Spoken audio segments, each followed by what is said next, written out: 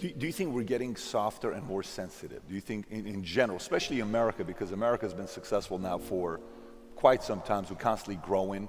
Do you think we are becoming softer and more sensitive? Well, I think there's a push in that direction.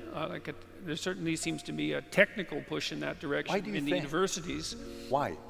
Well, it's complicated, you know. Generally, when I try to assess something like that, there's a rule if you're a social scientist, and the first rule is, in some sense, to look at context before you look at personality. And I think there's been a lot of really radical changes in our society in the last 50 years, and we don't understand their consequences. The most radical change is probably the birth control pill, because it's provided women with voluntary control over the reproductive function. And that's equivalent to a major biological mutation, right? Its consequence is virtually incomprehensible.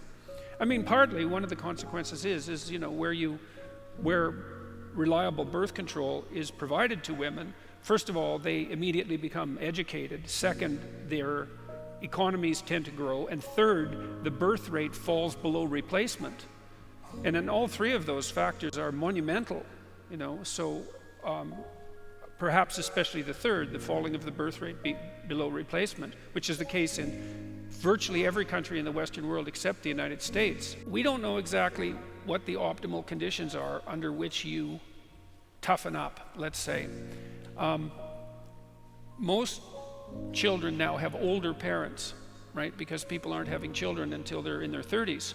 And there's a big difference between having a parent who's in his or her 30s and having a parent who's in his or her 20s. Yep. The 20-year-olds are still kind of like kids, and they're going to be more usefully neglectful, I would say.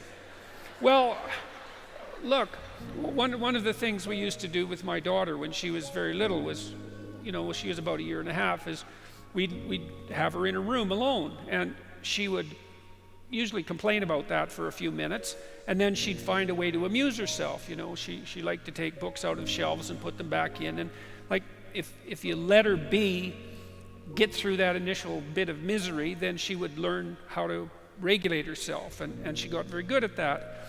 And then, so that's a good example of minor privation having a positive influence. But you know, children used to have multiple siblings, and siblings toughen you up because there's tremendous competition in families among siblings, and they had younger parents who had fewer resources. And you know, now parents are older, first of all, and second, they're more resource rich, and so they're more likely to schedule their children to death in some sense to provide them with all the opportunities that they feel would be useful. And that's understandable. And plus, because they have fewer children, each child is in some sense more precious. You know, not like if you have 10 children, you don't love all of them, but you know, there's 10 of them. There's only so much excess attention that can go around, and they do a lot of socializing each other rather than being socialized by parents. But if you only have one child, you know, you're going to devote all your resources to providing them with absolutely everything you can provide them with. And one of the dangers of that is that you'll overprotect them and you'll provide them with too much. And we don't understand those dynamics, right? We don't understand how much you should stay hands off your kids and let them go out there and make their own mistakes and find their own way. And that's tricky, and we're ignorant about it.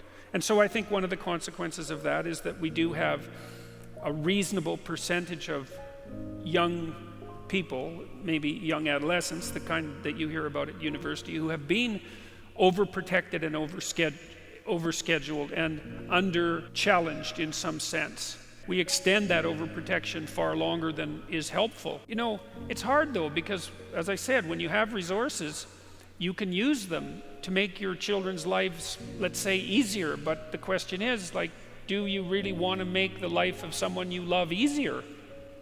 And that's an incredibly difficult question.